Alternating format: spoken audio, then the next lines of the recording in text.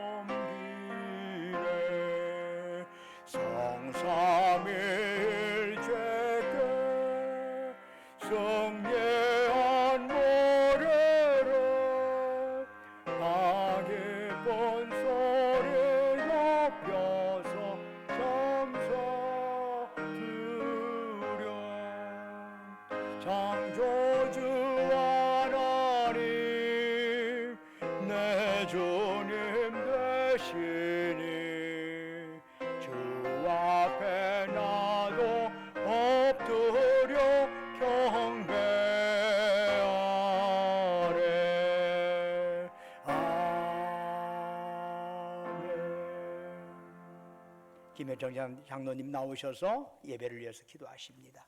이쪽에서.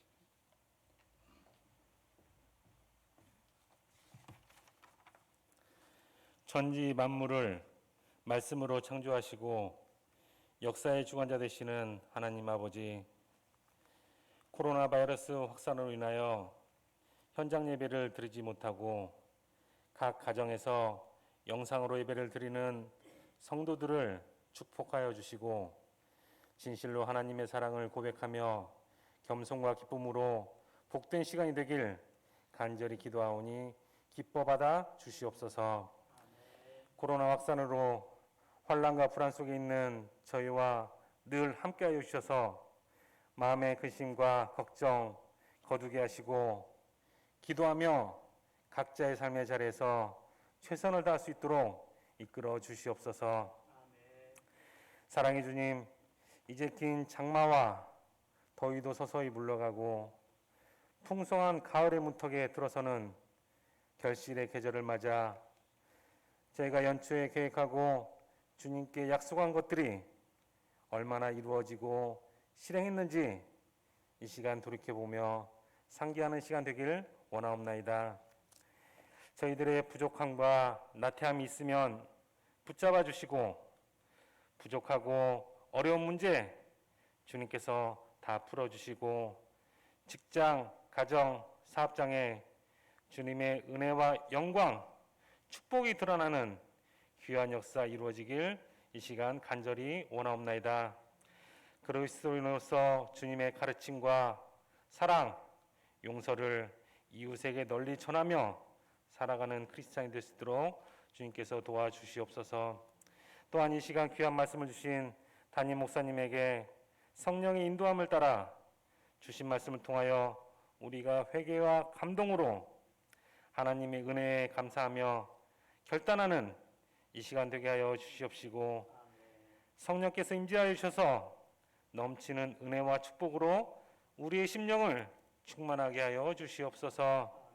예배의 시종을 주님께 의탁드려오며 부활이요 생명이신 예수 그리스도의 이름으로 감사하며 기도드렸사옵나이다. 아멘.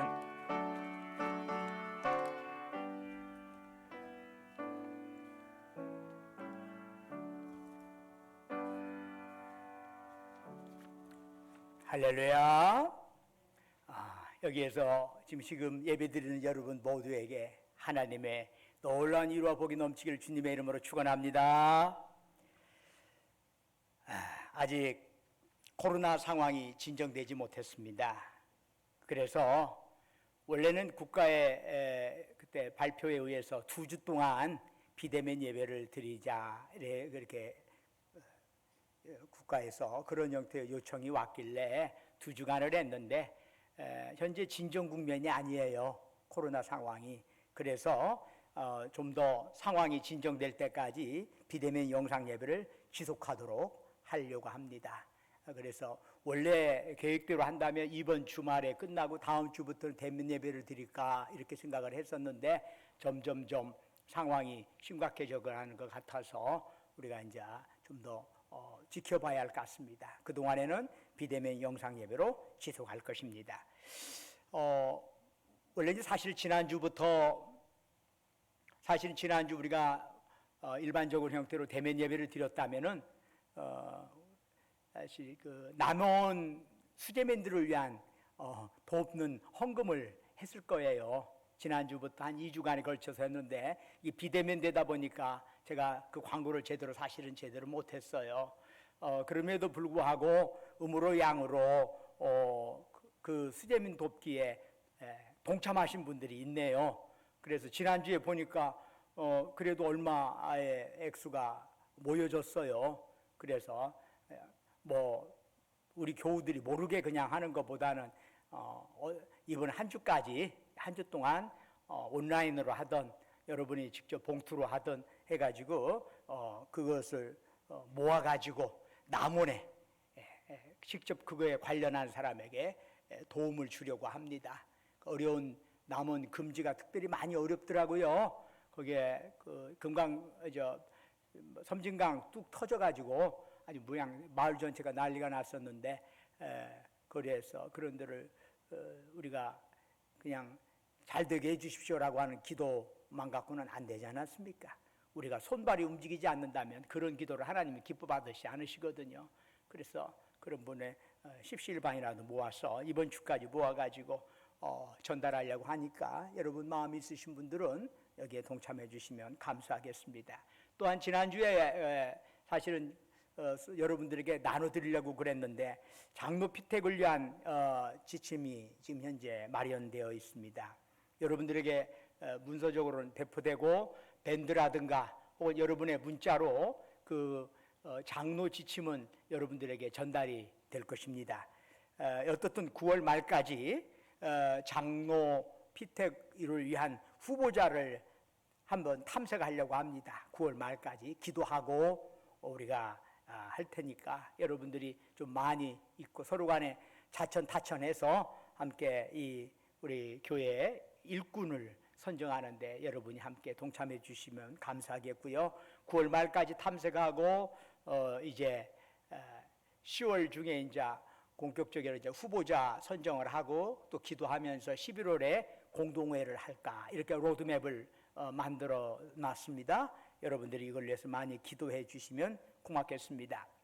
이번 주에 월삭 새벽 기도회가 원래는 있지요. 그렇죠? 9월 1일 날 있는데 지금 상황이 여의치 않기 때문에 특별히 우리가 많은 사람들이 모이는 월삭 새벽 기도회는 실행하지 않으려고 합니다. 그러나 코로나 이후로도 제가 절대 빠져서는 안 되는 것이 하나가 있다 해서 저는 새벽 기도회를 계속 고집했었습니다. 새벽 기도회는 뭐 교인들이 나오든 안 나오든 하니까 그 새벽 기도회, 일반 새벽 기도는 계속 하려고 합니다. 월삭 새벽 기도회는 나오지 못하시는 분들은 가정에서라도 자녀들과 함께 들을 수 있었으면 좋겠다는 생각 가지고 있습니다. 여러분 참조해 주시고요. 이제 찬송가 373장 부르시면서 하나님께 봉헌하겠습니다. 뒤에 헌금함에 또 추가로 넣으신 분들이 있으니까 거기에 고요한 바다로 저 전고 변할 때 저에게 선포 주시니 참 감사합니다. 금몰결이로나 나 세제 못하나 예폭랑으로 인하여 더 빨리 갑니다. 내 걱정 근심을 쉽게 하시고 내 조여던 영혼을 곧밝게 하소서. 이 세상 고락간 저 뜻을 못 막고 내 몸에 어제 없을 때 큰 믿음 주소서. 아멘. 은혜와 사랑이 충만하신 아버지 하나님, 오늘 거룩한 성일 맞이해서 주님 앞에 나와 이렇게 참 우리의 모든 사람들 고개 숙이며 예배 드리옵니다. 주님, 예배 받으시고 저희들의 몸과 마음 정성 다하여 바치는 예배 후에 하나님의 복이 가득하게 하시고 하늘에 큰 영광 되게 하여 주옵소서. 아버지 하나님, 바라옵건대 참으로 코로나로 인하여 어려운 상황 잘 헤쳐나갈 수 있도록 도와주시옵시고 주님이 함께해 주시면 어떠한 음침한 사망의 음침한 골짜기라도 헤쳐나갈 수 있을 줄로 믿습니다. 주님 도와주십시오. 하나님의 놀라운 권능의 역사가 이 민족 위에 임하여 주시옵소서. 아버지 하나님, 오늘날 교회가 이러한 계기를 통해서 우리 믿음의 사람들이 정신 바짝 차리고 회개하며 다시금 우리의 마음 가다듬고 주님 앞에 나아가는 계기가 되게 하옵소서. 이제 주님 앞에 헌물합니다. 마음 정성 바치오니 주여 받으시고 바치는 심령 후에 큰 복을 내려 주옵소서. 주 예수 그리스도 이름으로 간절히 기도드립니다. 아멘. 하나님 말씀은 사도행전 18장 24절에서 28절까지의 말씀이 되겠습니다. 신약성경 219쪽입니다. 219쪽, 20쪽. 저와 여러분이 한 절씩 교도가도록 하겠습니다. 사도행전 18장 24절입니다. 알렉산드리아에서 난 아볼로라 하는 유대인이 에베소에 이르니 이 사람은 언변이 좋고 성경에 능통한 자라. 그가 일찍이 주의 도를 배워 열심으로 예수에 관한 것을 자세히 말하며 가르치나 요한의 세례만 알따름이라. 그가 회당에서 담대히 말하기 시작하거늘 브리스길라와 아굴라가 듣고 데려다가 하나님의 도를 더 정확하게 풀어 이르더라. 아볼로가 아가야로 건너가고자 하므로 형제들이 그를 격려하며 제자들에게 편지를 써 성접하라 하였더니 그가 감에 은혜로 말미암아 믿은 자들에게 많은 유익을 주니 함께 읽겠습니다. 이는 성경으로서 예수는 그리스도라고 증언하여 공중 앞에서 힘있게 유대인의 말을 이기미로라. 아멘. 오늘 이 예배에 참여한 온라인으로 또한 예배에 참여한 여러분 모두에게 하나님의 평강과 위로가 넘치기를 주의 이름으로 축원합니다. 오늘은 8월 마지막 주일입니다. 벌써 2020년의 중에서 8개월이 흘러간 거예요. 이제 점차 가을로 들어서가게 되겠지요. 폭염이 있다고 할지라도 폭염 속에는 가을의 입김이 흘러 있어요. 아침 저녁으로 조금씩은 흘러 있어요. 새벽기도 나오다 보면 조금씩은 가을 냄새가 나고 귀뚜라미 울음소리도 들린답니다. 거기야 뭐 가을로 들어서는 입추가 벌써 3주 전에 있었지 않습니까? 자, 지난 세월 8월이라고 그렇다고 8월 8개월이라고 하지만 이제 그렇다면 남은 2020년도 넉 달이 있습니다. 넉 달 남았어요. 오늘 우리는 이 세월의 흐름에 잠시 우리 자신들을 되돌아보고자 합니다. 2020년 다 끝나고 나서 아이고 내가 왜 그렇게 살았나 후회하지 않고 남은 4개월 동안이라도 어떻게 알차게 살아갈 수 있을까? 후회하지 않고 살아갈 수 있을까? 하는 것을 되새김해보고자 합니다. 지난 8개월 동안 우리는 예전과는 참 많이 달라진 삶을 살았어요. 코로나19로 인해서 삶의 모든 영역이 축소되었어요. 모두가 힘든 삶을 살았어요. TV 뉴스나 휴대폰으로 전해오는 재난 메시지를 접하다 보면은 코로나가 매우 우리 가까이에 와 있다는 것을 깨닫게 됩니다. 또 잘 알고 있는 상호명이 또 뭐 확진자가 단일 갔다니 어쩌다니 보니까 아이고 우리 주변이구나 하는 생각이 들면서 가슴이 덜컥덜컥 합니다. 자라보고 놀란 가슴 소뚜껑 보고 놀른다고 그러다 보니까 그냥 그 옆에 있는 가게도 안 가지네. 거기는 말할 것도 없고 그렇게 되네요. 마음 놓고 어디 가는 것이 쉽지 않고 사람 만나는 거 조심스럽습니다. 그런 와중에 올 여름은 기후 이상으로 생겨난 오랜 장마로 인해서 곳곳에 큰 수해를 당하였습니다. 이런저런 깜짝깜짝 놀랄 소식들 들으면서 가슴 조이면서 여기까지 왔습니다. 그런데 코로나는 아직도 여전히 기승을 부리면서 우리의 마음과 발을 꼭 묶어두고 있습니다. 그런데도 무심한 세월은 조금도 멈추지 않고 속절없이 지나가고 맙니다. 지난 수개월 동안 제대로 된 삶 살지 못했으니까 좀 사정 좀 봐주면 얼마나 좋겠습니까? 가고 싶은데 못 가고 정말 쉬고 싶은데 제대로 못 쉬었으니까 그 세월은 조금 더 탕감해서 조금 더 플러스 해주겠다. 이러면 얼마나 좋아. 2020년 그래서 한 12개월이 아니라 한 14개월 정도 되면 얼마나 좋겠어요. 그런데 사정 봐주는 게 없어. 세월의 속도는 군뱅이처럼 디디지도 않아요. 세상 무엇보다도 빠르게 지나가는 것이 세월이에요. 더욱이 나이가 들면 들어갈수록 그 속도가 더욱 빠르게 느껴지기도 합니다. 그런 것 보면 나이와 인생 속도는 정비례하는 것 같습니다. 나이가 들수록 인생이 순식간에 지나갑니다. 과거의 아련한 추억들 붙잡으면서 옛날에는 나 때는 요즘에는 그 소리도 함부로 못해요. 학교 가서 나 때는 하면 아이고 아이고 옛날처럼 안 좋아요. 학생들이 다 안 좋아요. 그런 소리 하면 아이고 시양반 또 아이고 또 아재 개그나 흘랑가 모르겠다 여기 이렇게 나가. 그런 소리 못해요.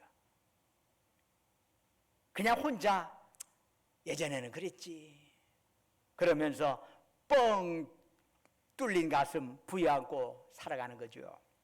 다윗 왕은 70세까지 살았는데 그가 임종이 가까우자 시편 39편에서 이런 고백을 하지요. 주께서 나의 날을 한 뼘 길이만큼 되게 하심에 나의 일생이 주 앞에는 없는 것 같사오니 사람은 그가 든든히 서 있는 때에도 진실로 모두가 허사뿐이니이다. 다윗 왕은 70년을 살았지만 되돌아보니까 한 뼘 정도의 시간이라는 거예요. 영원하신 하나님 앞에서 그 정도의 시간은 사실 없는 거나 마찬가지지. 또한 다윗은 시편 39편 6절에서 이렇게 노래하지요. 진실로 각 사람은 그림자같이 다니고 헛된 일로 소란하며 재물을 쌓으나 누가 거둘는지 알지 못하나이다. 한 뼘 길이의 인생, 또 해가 지면 이내 사라져버리는 그림자, 그것이 우리의 인생이요. 그런데도 인간은 누구의 것이 될지도 모를 것을 차지하려고 야단법석 피우면서 살아갑니다. 그렇게 열심히 살았는데 한 줌의 죄가 되어서 형체도 없이 사라진다면 그보다 더 허무한 것은 없을 겁니다. 그런데 그것이 우리가 걱정할 인생의 전부는 아니라는 거예요. 다윗은 시편 39편 7절에서 이렇게 외칩니다. 주여 이제 내가 무엇을 바라리요? 나의 소망은 주께 있나이다. 다윗은 임종의 순간에도 오직 하나님께만 소망을 뒀습니다. 또한 다윗은 시편 23편에서 하나님을 이렇게 찬양하지요. 여호와는 나의 목자시니 내게 부족함이 없으리로다. 그가 나를 푸른 풀밭에 누이시며 쉴 만한 물가로 인도하시는도다. 다윗에게 하나님은 지금 나와 함께 하시는 분, 동시에 언제나 나보다 먼저 가셔서 나를 푸른 풀밭과 쉴 만한 물가로 이끌어 가시는 분이야. 다윗은 그것을 믿었기에 사망의 음침한 골짜기 속에서도 먼저 가시는 하나님 바라보면서 그 인생을 걸어갈 수 있을 줄로 믿습니다. 우리도 그렇게 걸어갈 수 있어. 이 어려운 시기에 좋을 때만 하나님인 게 아니죠. 사망의 푸른 풀밭에도 하나님이고 사망의 음침한 골짜기도 하나님이고 눈물 펑펑 쏟아지는 눈물 골짜기에서도 하나님인 것이요. 오늘 본문에 아볼로라고 하는 알렉산드리아 출신의 유대인이 등장합니다. 알렉산더 대왕은 자신이 정복한 지역에 자신의 이름을 붙인 알렉산드리아라고 하는 도시를 30개가 넘게 세워놨어. 그 중에 오늘 보면 사도행전 18장 24절에 나오는 알렉산드리아, 여기가 이집트 알렉산드리아예요. 이집트에 있는 알렉산드리아가 가장 큰 도시였어요. 이곳은 상업이나 금융, 학문 쪽으로 지중해 세계의 중심지였습니다. 바로 그곳 출신의 아볼로가 에베소에 오게 된 겁니다. 사도행전 18장 24절은 아볼로가 언변이 뛰어나고 성경에 능통한 자였다고 소개를 합니다. 여기서 성경은 어떤 성경이요? 구약 성경이지요. 아직 그 당시 바울 당시에 신약 성경이 없잖아요. 그래서 구약 성경을 얘기하는 거예요. 아볼로는 언변이 능통했다라고 하는 것은 철학이나 수사학에 대해서 이미 그 알렉산드리아의 도시가 그리고 되게 발달한 도시거든요. 그걸 대해서 익숙하게 그것을 구사할 줄 알았다는 거예요. 공부 많이 한 사람이 아볼로가. 뿐만 아니라 그는 일찍부터 예수님에 대해서도 배워 알고 있었습니다. 그러나 아쉽게도 아볼로는 오늘 본문에 보니까 요한의 세례 이상을 알지 못했어. 오늘 25절에 보니까 요한의 세례만 알 따름이다. 여기서 요한이 누구예요? 요단강에서 사람들에게 회개를 촉구하며 세례를 베풀었던 그 세례 요한 말하는 거예요. 그 세례 요한. 이 세례 요한은 헤롯 안티파스에게 참수형을 당했지요. 그러자 그의 제자들이 사방으로 흩어졌는데 바로 그 요한의 제자들을 통해서 아볼로가 예수님에 대해서 배우게 된 거예요.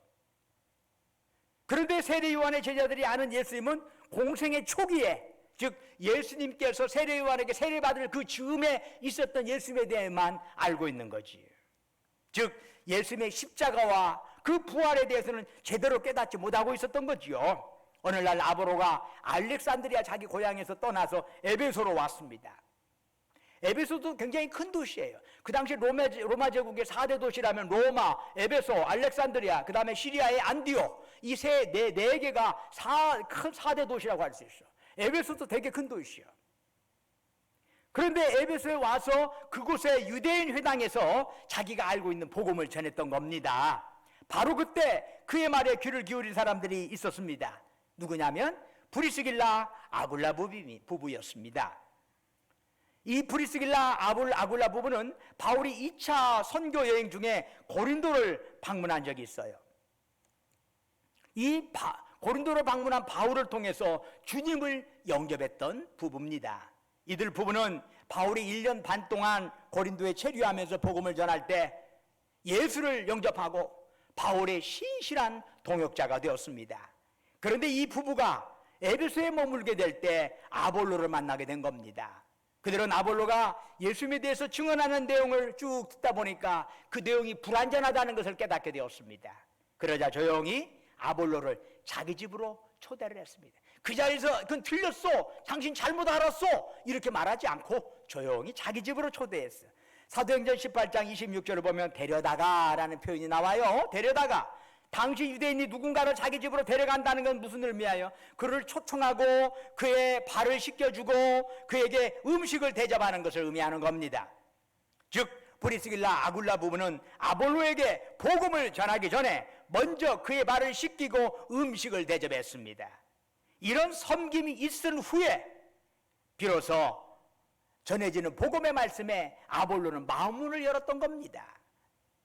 여러분, 아볼로는요, 세상 학문으로 몰아본다면 천막 제조업자인 브리스길라 아굴라 부부를 훨씬 능가합니다. 아볼로는 제대로 공부한 사람이요. 그렇지만 진정으로 헌신하는 이 아굴라 브리스길라의 부부의 모습에 감동을 먹고 그 부부가 전하는 십자가와 부활의 복음을 기쁨으로 받아들이게 된 것입니다. 우리가 복음을 전할 때는 먼저 그냥 느닷없이 그냥 저는 예수 믿으라고 해갖고는 안 되는 것이요. 따뜻하게 워밍업이 있어야 해요. 복음의 말씀이 잘 먹혀 들어가려면은 워밍업이 있어야 해요. 섬기고 사랑으로 베풀고 그러지 않고는 절대로 안 돼요. 절대로 안 돼요. 제가 전주대학교에서 학원 선교를 하는데 보통 한 40명 정도가 저에게 주어집니다. 그 중에 예수 믿는 사람은 2~3명밖에 안 됩니다. 대부분은 우리가 왜 이걸 왜 들어야 해요? 아니 우리가 왜 이런 걸 들어? 정말로 기독교를 개독교인지 뭐 그런 걸 왜 믿어 우리가? 지금 그러고 있어요.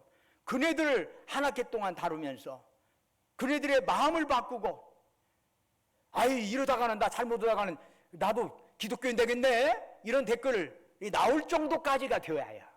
더 나아가서 가까운 교회라도 나간다면야 이거야말로 할렐루야죠.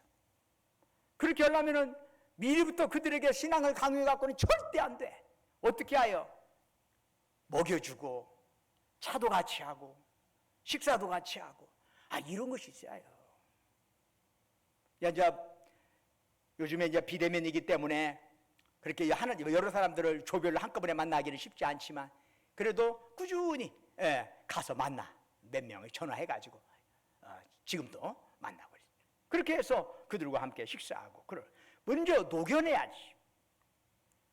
바로 아굴라 브리스길라가 그렇게 했고 아볼로는 그 복음을 받아들이면서 제대로 된 복음의 증인이 될 수 있었던 겁니다. 그 후에 아볼로는 사도행전 18장 27절을 보니까 아가야로 가게 되었어요. 아가야는 에게 건너편에 있는 지역인데 이 아가야 지역의 대표적인 도시가 어디냐면 고린도입니다. 아볼로는 고린도에서 복음을 열심을 다해 전했습니다. 당시 고린도에는 예수님을 부정하는 유대인들이 적지 않게 있었는데 아볼로가 어떤 인물입니까? 유대인들이 신봉하던 구약 성경에 능통한 사람입니다. 게다가 에베소에서 브리스길라 아굴라 부부를 통해서 온전한 복음을 깨달은 사람입니다. 그러니 아볼로는 구약 성경을 인용해서 논리정연하게 예수님이 메시아라는 사실을 강력하게 이야기를 하니까 그냥 다른 사람들이 꼼짝 못하게 그냥 맞대응을 못하는 거예요, 유대인들이. 그런데 아볼로가 고린도에 오기까지의 과정을 살펴보면 하나님의 놀라운 손길을 우리는 볼 수가 있습니다. 복음의 불모지였던 고린도에 최초로 복음을 전한 사람은 바울이었습니다. 처음 바울은 혈혈단신으로 고린도를 찾았는데 그곳에는 이미 하나님께서 브리스길라 아굴라 부부를 준비해 놓으셨습니다. 이 부부는 본래는 로마에서 살았습니다. 그런데 로마 황제 클라우디우스가 유대인들을 로마에서 추방시켜 버렸어요. 유대인들은 질서를 교란한 자다 해가지고 이들을 추방시켜 버렸는데, 이 추방당한 브리스길라 아굴라 부부가 하필이면 고린도에 정착하게 된 겁니다. 그래가지고 거기서 바울을 만나고 드디어 예수님을 영접하고 하나님의 충성된 자녀가 된 겁니다. 그런 거 보면은 브리스길라 아굴라 부부한테는 로마로부터 쫓겨난 거, 추방당한 것이 복이요. 그게 복이요, 사실은. 고린도 교회 자생력이 어느 정도 확립되었다 판단한 바울은 자신의 목회 본거지인 안디옥 교회로 귀환을 하였습니다. 이때 이 브리스길라 아굴라 부부도 거기에 동행을 했지요. 그러다 보니까 당장 고린도 교회를 이끌어갈 영적 지도자가 없는 상황이 되고 말았습니다. 그런데 하나님께서는 고린도 교회를 위해 이미 사람을 예비해 놓으셨지요. 누구요? 바로 아볼로요. 철학과 수사학에 익숙한 고린도 교인들을 상대하기에는 이미 그런 것들에 대해서 박식한 아볼로가 아주 적격입니다. 그러나 아볼로 역시 좀 더 복음으로 다듬어져야 하기 때문에 하나님께서는 에베소에서 브리스가와 아굴라 부부를 만나게 하신 것입니다. 거기서 복음에 대해서 제대로 깨달아 듣고 드디어 고린도로 가서 이 고린도 교인들을 새롭게 그들을 목회한 겁니다. 이 모두가 하나님의 놀라운 섭리예요. 그야말로 하나님은 앞서서 우리의 길을 준비하시는 분임을 알 수가 있습니다. 신명기 1장 30절은 말씀하네요. 너희보다 먼저 가시는 너희 하나님 여호와께서 애굽에서 너희를 위하여 너희 목전에서 모든 일을 행하신 것 같이 이제도 너희를 위하여 싸우실 것이라 말씀합니다. 하나님이 어떤 하나님이요? 언제나 우리보다 먼저 가시는 하나님이요. 먼저 가시는 하나님은 천지를 창조하시고 전능하신 하나님이십니다. 먼저 가신 하나님은 우리가 알기도 전에 우리를 위하여 독생자를 이 땅에 보내주신 사랑의 하나님이십니다. 먼저 가신 하나님은 나보다 나를 더 잘 아시는 하나님이십니다. 그러므로 우리가 먼저 가시는 하나님을 따라갈 때 한 뼘만한 인생이, 그야말로 그림자와 같은 인생이 영원하고도 절대적인 의미를 지니게 될 줄로 믿습니다. 먼저 가신 하나님 붙잡으면 우리 인생은 결단코 허망하지 않습니다.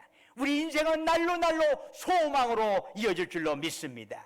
우리보다 먼저 가시는 하나님을 따를 때만이 우리의 코끝에서 호흡이 멎는 순간 공동묘지를 뛰어넘어 영생을 누리게 될 줄로 믿습니다. 사랑하는 여러분, 지난 8개월간 어떻게 지내셨습니까? 앞서가는 사람들만 정신없이 따라갔습니까? 아니면 하나님 따라갔습니까? 얼마 전 우리 교회 집사님이 카톡으로 보내주신 어느 목사님의 글이 참 감동이었습니다. 대면 예배를 하지 말라는 것은 언제 어디서나 하나님을 보라는 뜻입니다. 사람에게 보이려고 예배당에 가지 말고 천지에 계신 하나님을 예배하라는 말입니다. 여러분, 2020년 아직 4개월 남았습니다. 아직 기회가 있습니다. 이제 남은 시간 정말 먼저 가시는 하나님의 선하신 섭리를 믿고 따라가시기를 주님의 이름으로 축원합니다. 먼저 가시는 하나님께서는 어려운 통로를 거치게 하실지라도 반드시 복된 결과를 주실 것입니다. 하나님 안에는 영광으로 끝나지 않을 고통이나 시련은 없기 때문입니다. 남은 4개월 정말 알차고 감사와 소망으로 가득한 삶이 되기를 주의 이름으로 축원합니다. 기도드리겠습니다. 아버지 하나님, 우리보다 앞서서 먼저 가셔서 우리의 갈 길을 돋아주시고 우리를 푸른 풀밭으로 쉴만한 물가로 인도하시는 하나님인 줄로 믿습니다. 항상 어려운 때일수록 더욱더 주님 붙잡고 흔들리지 아니하고 살아갈 수 있도록 인도하여 주옵소서. 이제는 주 예수 그리스도의 은혜와 아버지 하나님의 만극하신 사랑과 성령님의 감화하시고 감동하시고 충만하심의 역사가 먼저 가신 하나님, 2020년 남은 4개월을 주신 하나님, 그 4개월을 알차게 주님 바라보면서 걸어가겠노라고 다짐하는 사랑하는 주의 백성들, 그들이 속해 있는 가정과 직장과 사업장에 외지에서 공부하느라 직장 다니느라 군복무를 수고하는 우리 아들 딸들 위해 지금도 영원토록 함께 하시기를 간절히 축원하옵나이다. 아멘.